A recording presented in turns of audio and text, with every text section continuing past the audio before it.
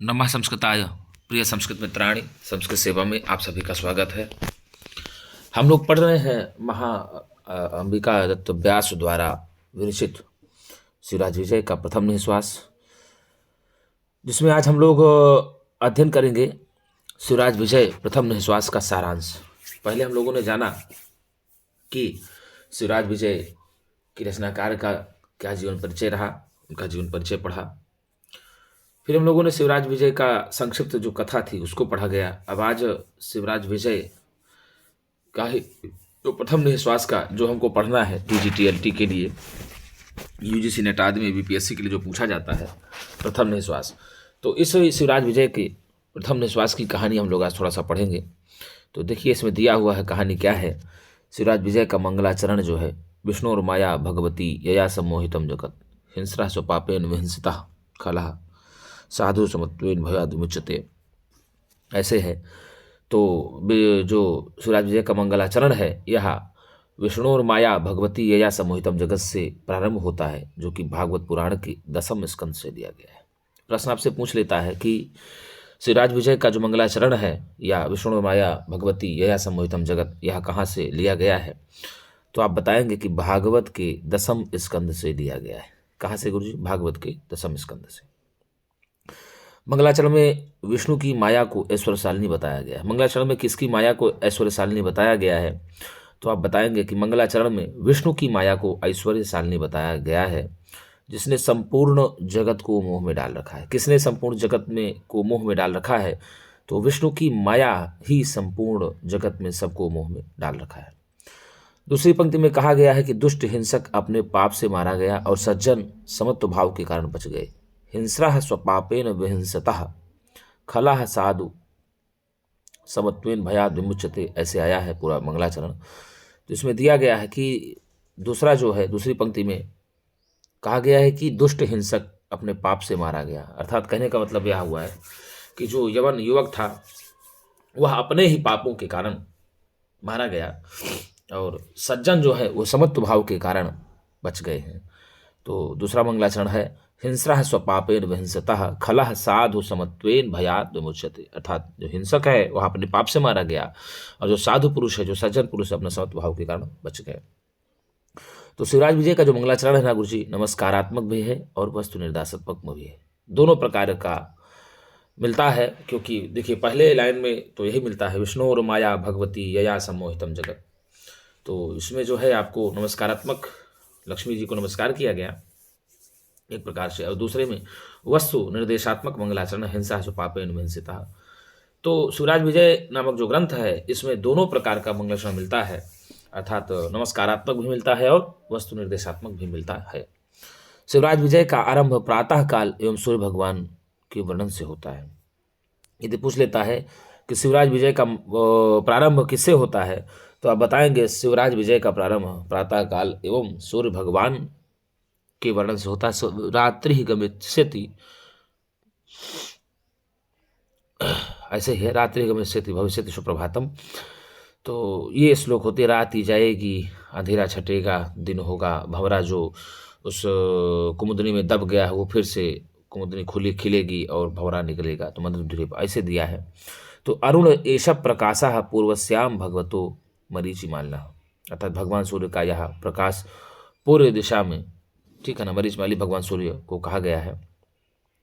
देर से सोकर उठे गौर सिंह को पुष्प चुनने से श्याम बटु रोकता है और बताता है कि उसने गुरु ब्रह्मचारी के संध्योपासन की समस्त सामग्री पहुंचा दी है। गौर सिंह के केले के पत्ते को तिनके से जोड़कर उसी में पुष्प तोड़ना आरंभ करता है। अर्थात कहानी यहीं से प्रारंभ होती है कि भगवान सूर्य का उदय होता है और जो गौर भट्टू बालक होता है वह अपने गुरु के पूजन के लिए पुष्प आदि की सामग्री तोड़ता है, केले का दोना बना करके तोड़ करके उसी में तोड़ना प्रारंभ कर देता है। और ये जो गौर सिंह है वह शिवाजी का प्रमुख गुप्तचर हुआ करता है और ब्रह्मचारी वेश में रहता है। गौर सिंह और श्याम सिंह दोनों ये शिवाजी के ब्रह्मचर मतलब गुप्तचर हुआ करते हैं और दोनों ब्रह्मचारी वेश में रहा करते हैं। तो गौर बटू लगभग 16 वर्ष का है, उसका साथी भाई श्याम बटू भी उसी का समवयस्क है। हाँ, गौर बटू की आयु भी 16 वर्ष की है और गौर बटू का जो साथी होता है श्याम बटू, उसकी भी उम्र उसी के समान होती है, लगभग 16 वर्ष की वो भी होती है। तो गौरवटी गौरवर्णीय होता है और श्यामवटु श्यामवर्ण का होता है। उनकी कुटिया केले के वन से घिरे होने के कारण कुंज जैसी प्रतीत होती है। तो कुंज जैसी किनकी कुटिया प्रतीत होती है, तो आप बताएंगे कुंज जैसी जो है गौरवटु और श्यामवटु की कुटिया प्रतीत होती है। और गौरवटु और श्यामवटु की कुटिया के चारों तरफ क्या है, तो केले के वन है और केले के वन से वह चारों तरफ से घिरी हुई होती है। कुटीर के चारों ओर पुष्प वाटिका थी तथा पूर्व दिशा में एक तालाब था। पूछ लेगा कि पुष्प वाटिका कुटीर के किधर था, तो आप बताएंगे चारों ओर था। और किस दिशा में तालाब था, कुटिया के किस दिशा में तालाब था, यह प्रश्न बीपीएससी में आया था शायद। यदि आपसे पूछ लेगा कि गौरवटु श्यामवटु की कुटिया के किस ओर तालाब था, तो आप लगाएंगे पूर्व दिशा। क्या था, पूर्व दिशा की ओर एक तालाब था। कुटिया के दक्षिण में झरनों तथा सुंदर कंदराओं से युक्त पर्वत खंड था। तो दक्षिणतः च एका पर्वत खंड आसीत, ऐसे आगे मिलेगा आपको। तो कुटिया के दक्षिण की ओर झरना भी था और सुंदर कंदराओं से युक्त एक पर्वत खंड भी था, पर्वत का टुकड़ा भी था। ठीक है। तो सप्तवर्षीय कन्या को सांत्वना प्रदान करते हुए गौरवटु ने रात्रि में 3 पहर व्यतीत कर दिए और उसने उसको यमन योग से बचाया था। जो गौरवटु था वह कन्या कितने वर्ष की थी, मुझे प्रश्न आ जाएगा। तो कन्या 7 वर्षीय कन्या थी। कितने वर्ष की थी बोलिए, 7 वर्ष की जो कन्या थी उसको सांत्वना प्रदान करते हुए अर्थात उसको संतुष्टि देते हुए या करते हुए गौरवटु ने रात्रि के 3 पहर व्यतीत कर दिए थे।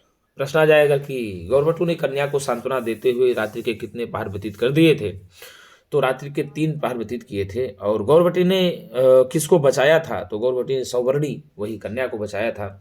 और सवर्णी यानी कन्या को किसने बचाया था, तो गौरवटु ने बचाया था। और गौरवटु ने उस सवर्णी कन्या को किससे बचाया था, तो आप बताएंगे यवन युवक से बचाया था। तो यवन युवक को किसने मारा था, ऐसा भी प्रश्न आता है, तो आप बताएंगे कि यवन युवक को गौरवटु ने मार दिया था अपनी तलवार से। और यवन युवक के ही जेब से एक पत्र मिलता है, जिस पत्र के द्वारा ही शिवाजी को संपूर्ण अफजल खान की जानकारी प्राप्त हो जाती है, जो छलने का वो प्रयत्न करता है। तो उसी के कारण से फिर वह सतारा दुर्ग में मिलने का प्रबंध करते हैं और उसको भी छल से मार देते हैं शिवाजी। तो कुटिया के दक्षिण में स्थित पर्वत की कंदरा में एक महामुनि समाधिरत थे, जिनकी ग्राम प्रधान ग्रामीण पूजा किया करते थे। तो कुटिया के दक्षिणी ओर एक पर्वत की कंदरा थी, गुफा थी, जिसमें महामुनि समाधिरत थे। वो समाधि में लीन रहा करते थे और जिनकी ग्राम प्रधान, जो ग्राम का प्रधान है, मुखिया और ग्रामीण लोग सब पूजा किया करते थे। अब देखो, उन्हीं महामुनि को कोई कपिल कहता था। क्या कहता था, कपिल कहता था। कोई लोमस कहता था, कोई जयगेशव्य कहता था और कोई मार्कंडेय समझता था। अर्थात सभी लोग अलग अलग नामों से उनको पुकारा करते थे या अलग अलग नाम से उनको जाना करते थे। कोई कपिल जानता था, कोई लोमस जानता था, कोई जयगेशव्य जानता था, कोई मार्कंडेय समझता था, लेकिन वो मुनिराज थे। तो उन महामुनि योगिराज को सर्वप्रथम उन 2 ब्राह्मण बालकों गौरवटु और श्यामवटु के द्वारा शिखर से उतरते हुए देखा गया। अर्थात तो जो महामुनि थे वह समाधिरत थे और वह समाधि से जगे हुए थे। तो पहले वो युधिष्ठिर के काल में जगे और फिर जो है इसके औरंगजेब के भी काल में जगते हैं, दुर्योधन के इसके काल में। तो कहते हैं कि ये दुराचार पापी के काल में मैं कहाँ से जगाया। तो योगिराज ने सर्वप्रथम जो है ना, योगिराज ने युधिष्ठिर के काल में समाधि लगाई थी। तो उन महामुनि योगिराज को सर्वप्रथम उन 2 ब्राह्मण बालकों ने, कितने ब्राह्मण बालकों ने, 2 ब्राह्मण बालकों ने गौरवटु अर्थात श्यामवटु के द्वारा शिखर से नीचे उतरते हुए देखा गया। तो गौरवटु और श्यामवटु ने जब उनको देखा तो वो कहाँ से उतर रहे थे, तो पर्वत की चोटी से उतर रहे थे। पर्वत की चोटी से उतरते हुए सबसे पहले किसने देखा मुनि को, तो आप बताएंगे गौरवटु और श्यामवटु ने मुनि को देखा था। कहाँ से नीचे उतरते हुए देखा था, तो पर्वत से नीचे उतरते हुए देखा था।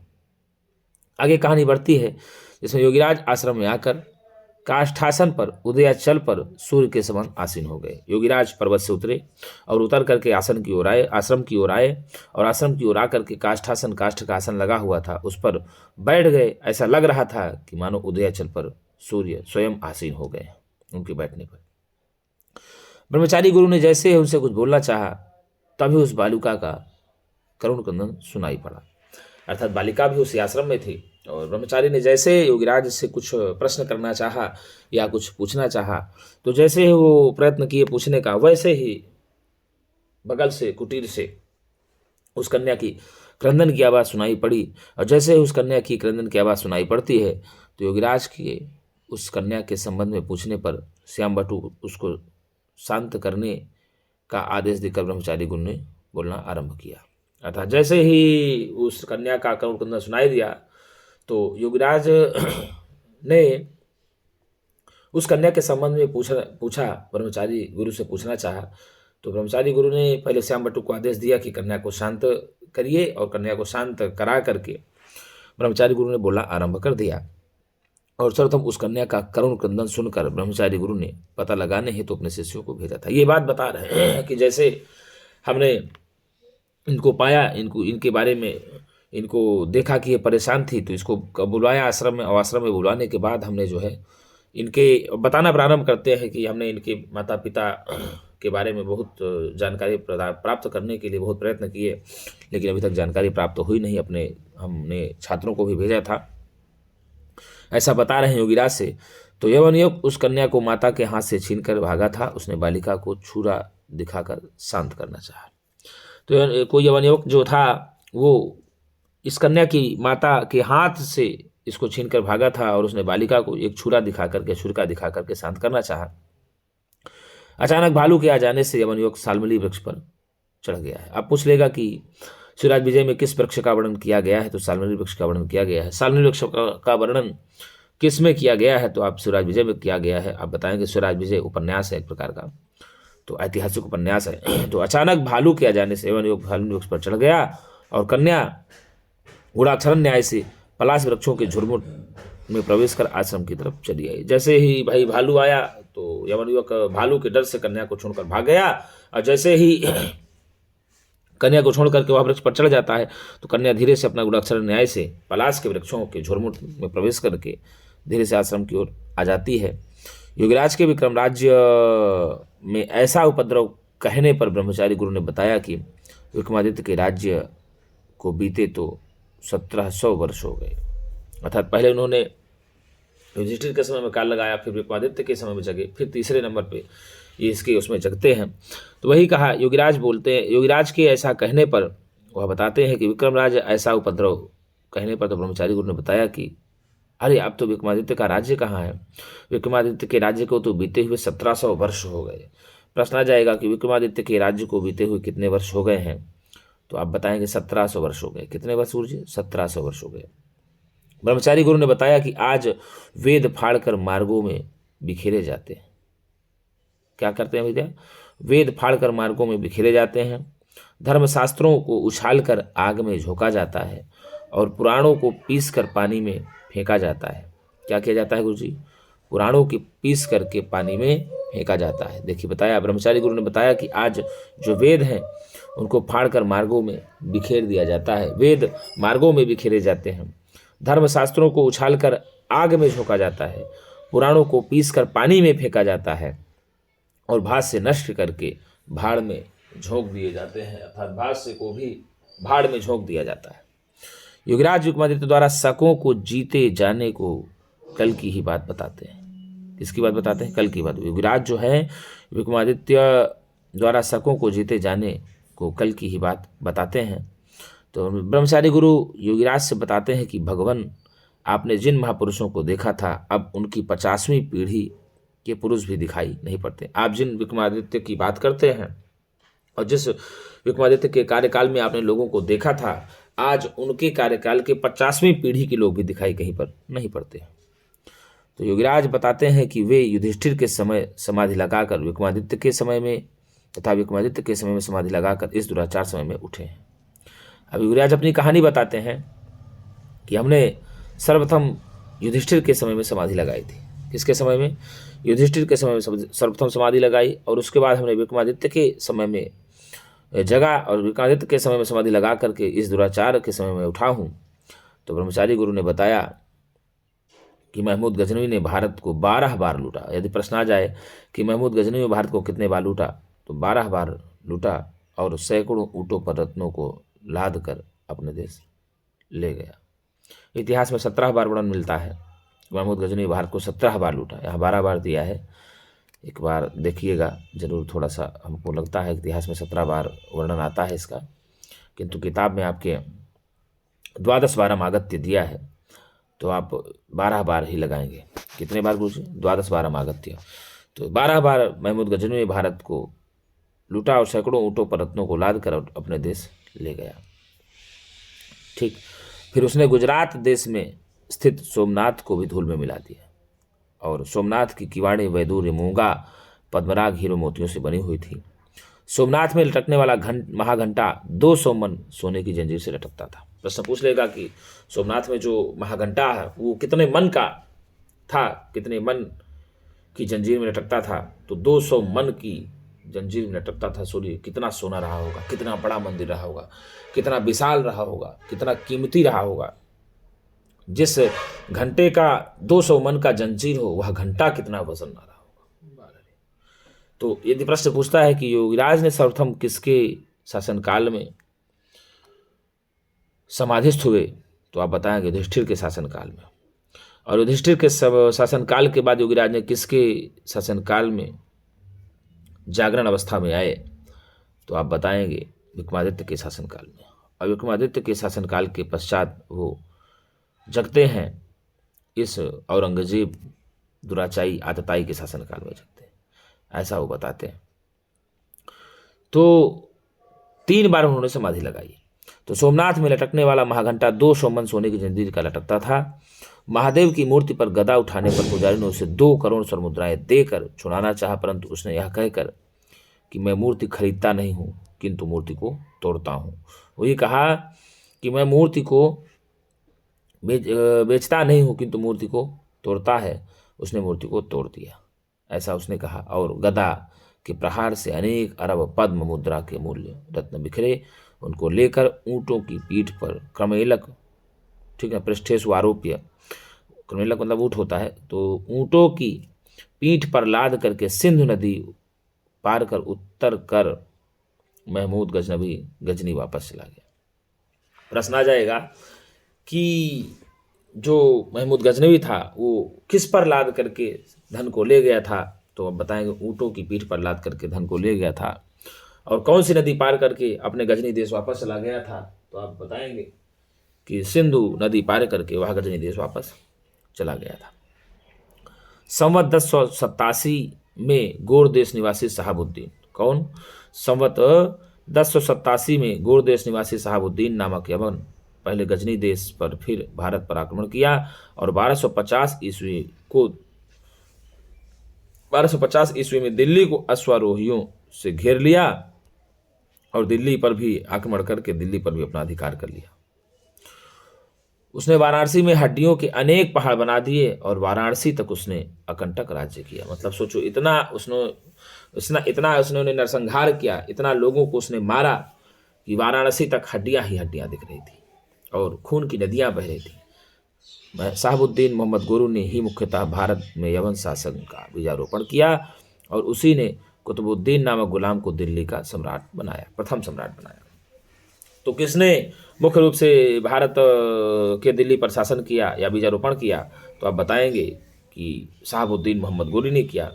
और मोहम्मद गोरी ने किस गुलाम को दिल्ली का प्रथम सम्राट बनाया, तो मोहम्मद गोरी ने अपने कुतुबुद्दीन नामक गुलाम को दिल्ली का प्रथम सम्राट बनाया।